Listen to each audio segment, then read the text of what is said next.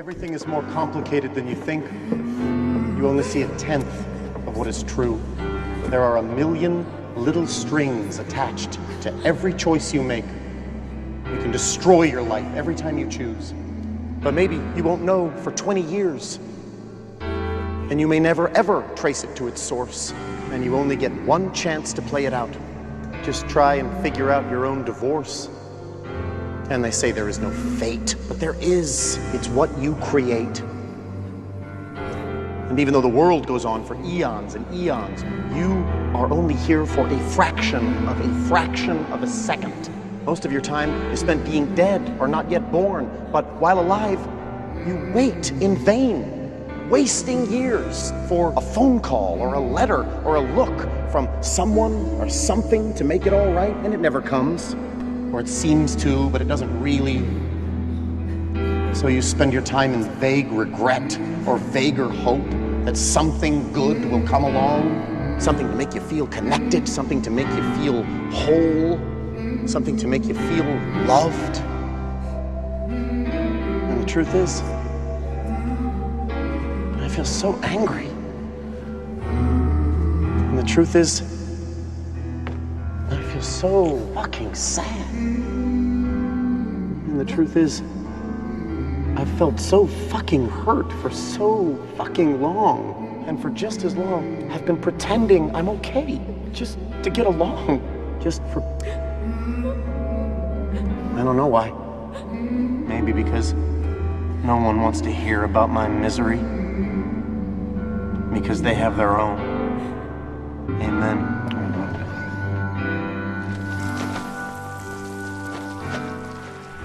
Ladies and gentlemen, welcome to the latest, the greatest, the shortest edition of Nick's Nonfiction, here with your host, Nick Muniz. Today on the show, we have got Bronnie Ware's top 5 regrets of the dying. Experimental shorter edition, mostly because it's about old people. Boring old. Walter, put your dick away, Walter. That's what my conversations with my grandpa sounds like on the phone. I don't have a grandpa. Put your dick away, Walter. You'll never hear a funnier sound drop. Old people have what we are searching for, wisdom.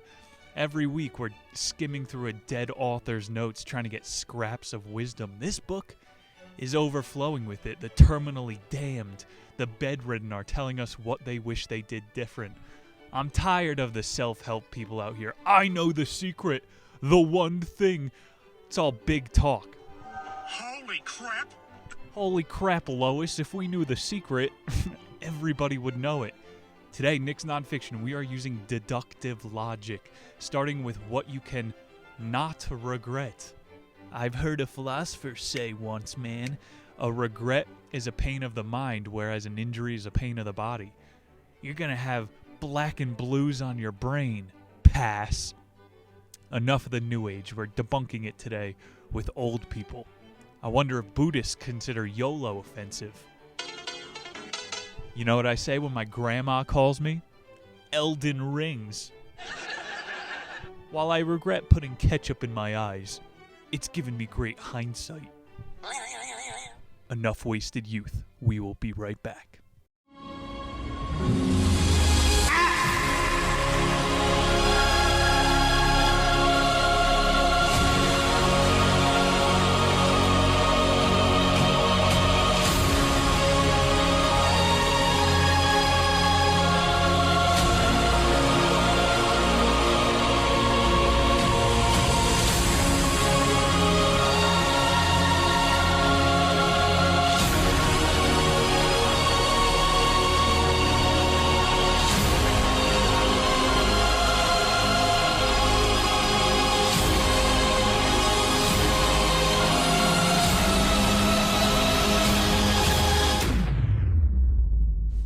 About the author, Bronnie Ware.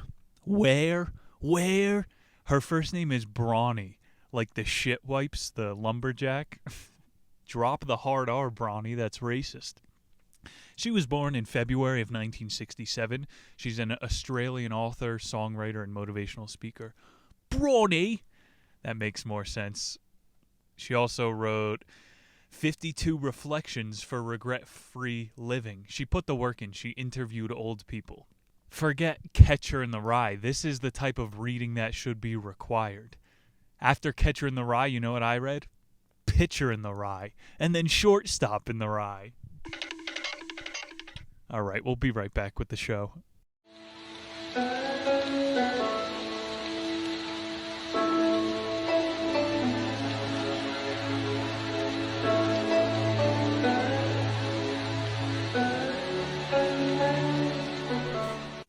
Welcome back. Bronnie Ware's top 5 regrets of the dying. Regret number 1, live a life true to myself.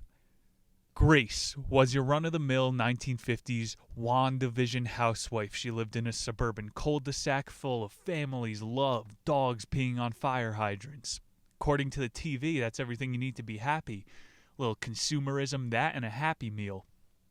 It felt fulfilling until Grace became sick. Quote, being sick is certainly a way to dissolve the ego.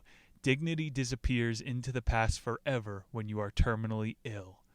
Your dignity disappears. That was a super trippy quote off the top of the book. This lady snapped out of everything the moment she became terminally ill. Dignity? She should start throwing poop at people if she has no dignity then. Start to feel really bad for Grace here. She's saying, I'm terminally ill. I can't contribute to my community anymore. And you got Uncle Sam handing out government cheese. It makes people not understand meaning and purpose. Let's make this quicker. I'm not trying to make any points today, but this is what the author's getting at. Grace is feeling useless. I honestly lost respect for her as a reader here with this quote. Grace had spent her married life dreaming of living independently from her husband, of traveling, of not living under his dictatorship, and mostly just living a simple, happy life. Like, we should feel bad for her. She got turned good. Sorry. Knowing which way if you're dying, if you're secure, that's not enough. You have to act on things. I'm saying Grace was two-timing her husband in her dreams, and she's saying that's her biggest regret? You see why I don't have any sympathy? How many women are like this? My biggest regret is not marrying the milkman. I just said you have to act on things. I don't feel an inch of regret for Grace here. She should have had the affair, and then maybe she would have realized how lucky she is, right? But I would have dumped her. Grace is spending her whole life fingering herself. You have to act. Masturbation, not acting. Quote, why didn't I just do what I wanted? Why did I let him rule me? Why wasn't I strong enough? This isn't like a men-woman thing. I'm playing it up. This could be about your boss. Why did I not be strong enough? It's only now that Grace is dying that she says she doesn't care about what other people would have thought. Remember before, she doesn't have dignity? It's getting away from judgment. Like all the 1950s housewives would have cast her out of society if she had the affair. And it's her biggest life regret. She's not wrong for that. She's being honest. She's a whore. That's my only takeaway. Biggest thing Bronnie is getting at here. Spend time with who you want. That's the real takeaway. No jokes. No cap. Grace made a bad investment of her marriage, right? And then she spent her entire time thinking about the patriarchy. Some bullshit sunken cost fallacy this hoe is wrapped up in. To make it understandable, act. Do things. If you're going to cheat, cheat. Stop sitting there and diddling around with thoughts. They're gay. Grace said on her deathbed, it would have been better if everyone had been brave enough to honor their desires. Hell yeah. Just keep pushing it down. Cravings are cheap. Desires, what she said, desires are callings from above, motherfucker. Desires. What are these things even? You'll see all these old people, they wish they fucked more. Don't become trapped in relationships, she's saying. You'll become a product of your environment. Society. Learn from Grace's mistakes. Don't bore people on your deathbed talking about what you wish you would have done. Regret number 2, I wish I hadn't worked so hard. According to genius Sam Harris, humans are born with a preordained... He's really boring. I don't even want to throw it off with how he talks. I go Neil deGrasse. He thinks humans are born with a preordained amount of heartbeats. Doesn't matter how much cardio you do, how healthy you are. You die when you die, and every act you do is determined. Point of the chapter is I wish I hadn't worked so hard.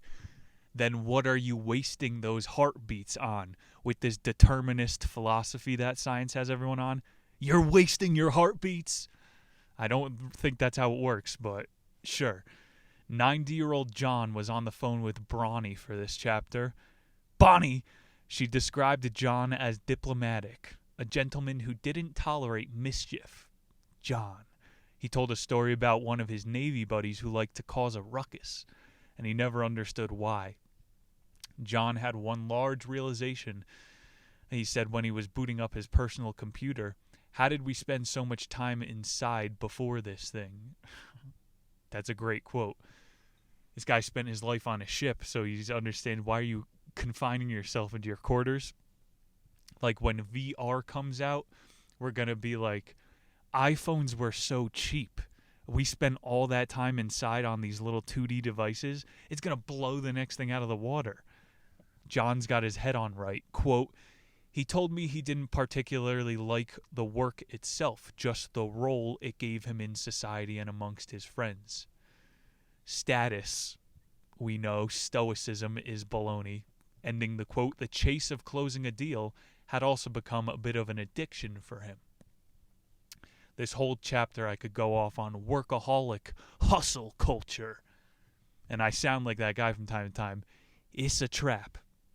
We get addicted to the stressors of work when you could get those stressors from something physiologically helpful. Good stressor, bad stressor. I lift 40 pounds of bags cooking at Chipotle. That'll throw your alignment off if you lay symmetrically on a bench. Good stressor, bad stressor. John is squirreling away money for retirement. Good stressor, right? Margaret had died 3 months before John was due to retire. It's the movie Up. John's entire chapter. No, Up was about Chinese Boy Scouts and talking dogs. Up? That entire first 5 minutes will rip your heart out. They're saving up for retirement, and then the old lady dies right before, so they don't get to travel the world together. You can't win the game of status. You just keep going into higher levels. So once you have your needs met, why would you re-up in a game that you cannot win? Like, you don't understand until you get there. It's the human condition that you just want to keep playing more games. But you're fucking with your security at that point. To bring this back home, Bronnie asked him what he loved most, and he said, innocent people. And she's going, that's funny because John is an innocent person. I worked so hard, I spent my time good. God is going to give me a good seat in heaven. You think that's how it works? Labor is neutral. Like, I could hit myself on the head with a hammer all day. It's about providing value. It's not just about laboring. Did you value a community with your work? Or were you blowing up villages in Yemen in the Navy, he said? I'm just being a dick here. That's the wisdom. If you want to feel good at your job, feel like you're providing value to something you have a connection to. I wish I hadn't worked so hard.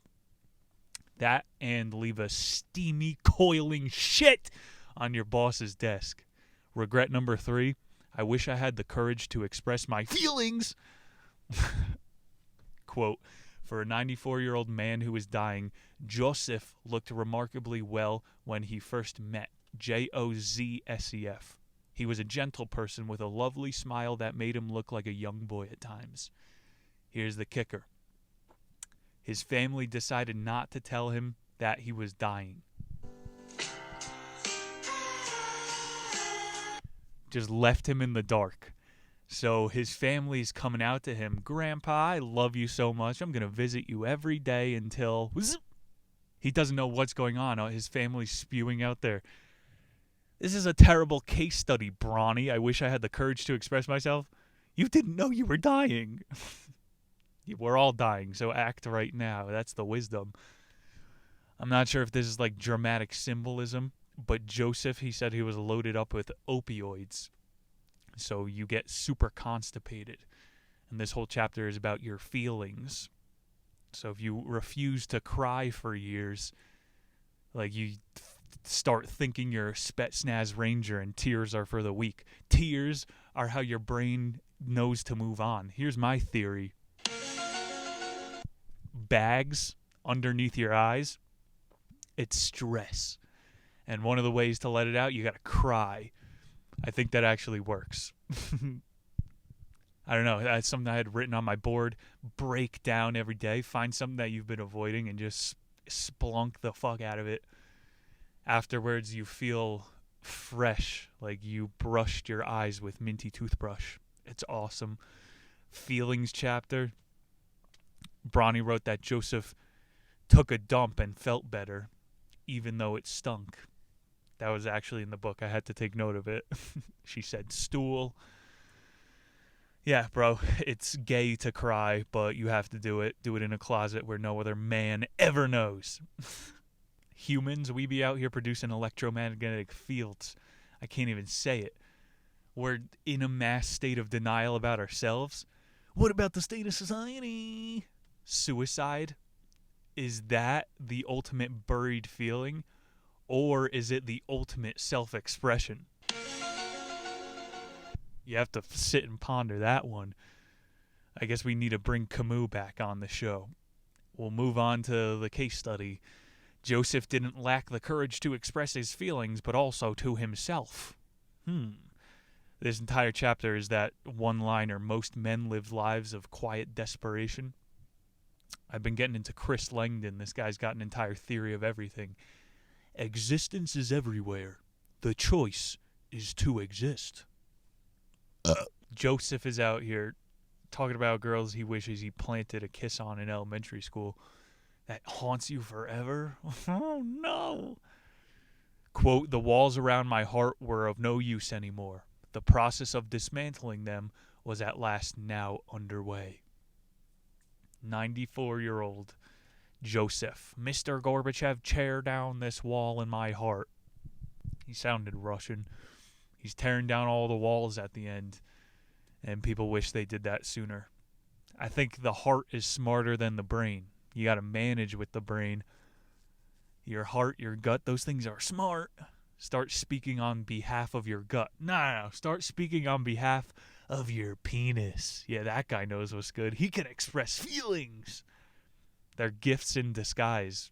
Grief and regret. We wet wabbits. Yeah. The real takeaway for that chapter was get a doctor that's going to let you know if you're about to die. Regret number 4, second to last.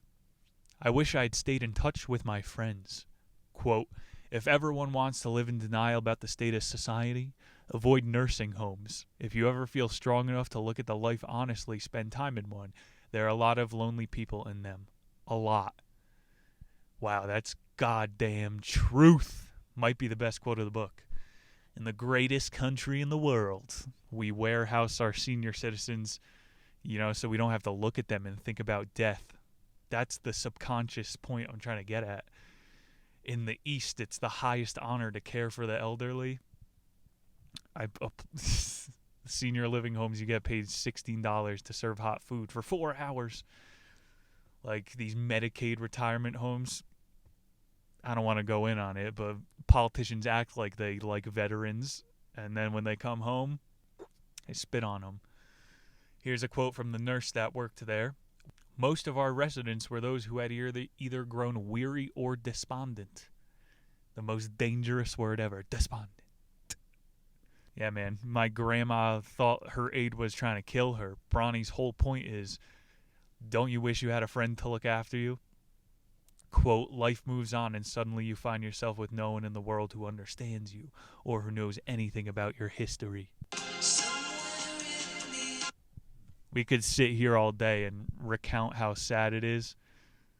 You have a brand new identity, right? I'm going positive. Become secret agent grandpa. Nobody knows who you are.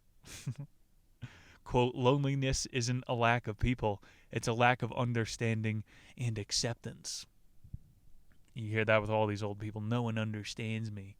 Yeah, you're such a fucking mystery, dude. You have to build relationships. It's difficult. You hear about this shit in Florida.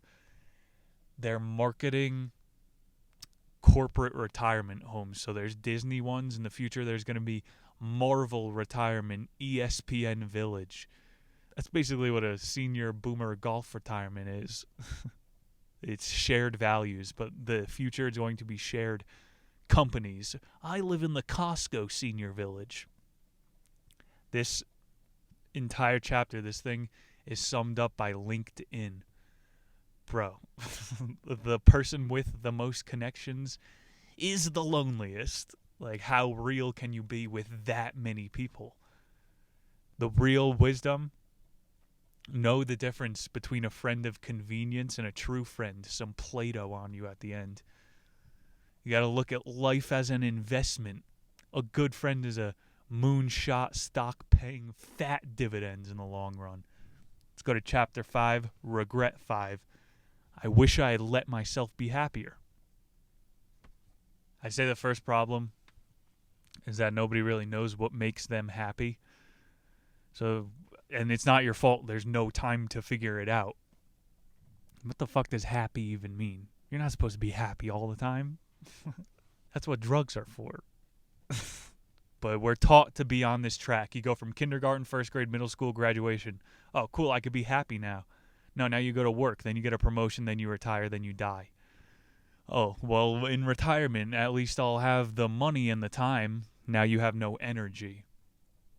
Letting yourself be happy, extremely difficult. We got here, Rosemary worked for an international corporation, and she took her job with passion and traveled the world. She realized with time she got to see new places and didn't get to explore herself. Bronnie says her regimented CEO brain was very demanding on her caretaker personality. She was a bad boss to herself. Like I'm saying, you got to manage your penis and your gut. Would you want to work for an asshole? Long quote from Rosemary's boss here. Lady sounds like a bitch. I hate that you're happy all the time and always humming, she declared miserably. I finished what I was doing, closed the linen cupboard, turned around and looked at her with amusement. Well, it's true. You're always humming and you're always happy. I wish you'd just be miserable sometimes. I offhandedly have made these remarks. Managers are the spreaders of misery. Certain industries, the only capital is how sad you are. Masochism exists. It's a abundant ideology in this world. Many people derive pleasure from others' pain. Like, if you want to let yourself live a happier life, you got to detach from this shit. And I feel myself doing it even when I roll up to a 4-way stop sign. Like, you do get that little smirk at the corners of your mouth. Now you guys have to stop for me. And you have to fucking kill that inside of yourself. Keep it in check time after time. But you know how intoxicating that is. So many people would love for there to be a parade of stop signs that you get to drive down the middle. Like, ego destroys everything. It's not having your inside in order. I don't know. I'll try to make that more understandable. This chick Rosemary is about to strangle her boss with a linen. If we're abiding to internal nature, that's ego. I'm the fucking strongest monkey around. Like, you should not act like that, but everybody just lets it leak out. I should be allowed external nature. Yeah, if you could do fucking internal ego shit, then I should just be allowed to go monkey on your ass, because external nature is violence. I don't beat people, but I think about it. Really, though. It's keeping your fucking internal in order. Nobody has their house in check. What is that Bible line? Keep your house in order. It's so hard to put into words, bro. Let me give you some tricks here. A guru thing, confidence isn't a personality trait. It's a skill. Like we said with relationships before and happiness, confidence, all of them are skills you have to work on. You gotta, like, give yourself a high five in the mirror. A better trick that I have, the 5-second rule. They have the 5-minute rule. 5 seconds. This works for athletes too. 5, 4, 3. Dude, I just got adrenaline. What's going to happen? You got to fucking do something when you count down. Train your brain. Why is Bronnie always happy and humming all the time? That was the entire debacle for the chapter. She's experiencing the self-made miracle of life. She's in the natty state, bro. I hate people who whistle. Just learn to drown it out. You know, they're in their zone. I know if a motherfucker's whistling, they're not going to ask me about whatever. Make an internal mantra, a whistle of your own. Otherwise, you're always dependent on external stimuli. My violence. Quote, Rosemary wanted to be happy.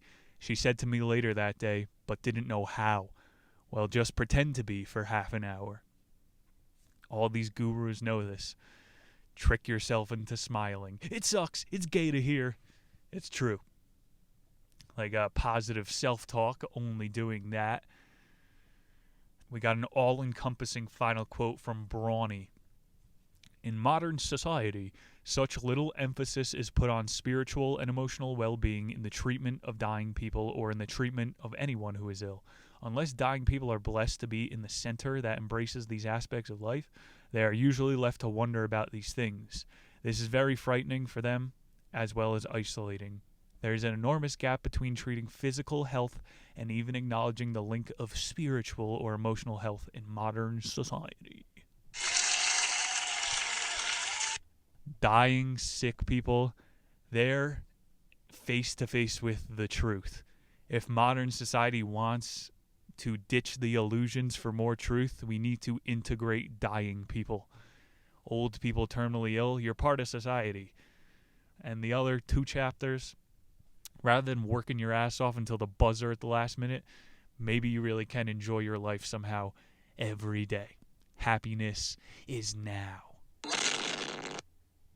Ladies and gentlemen, that was the top 5 regrets of the dying by Bronnie.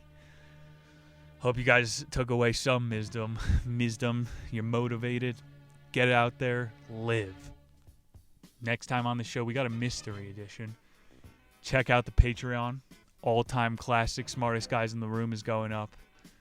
Difficult read. Summed it up in like 45 minutes. We got Harry Schwunt over on Instagram. Check it out. Go out there. Live it up. We drop a random soundboard effect. Have you ever had a dream that you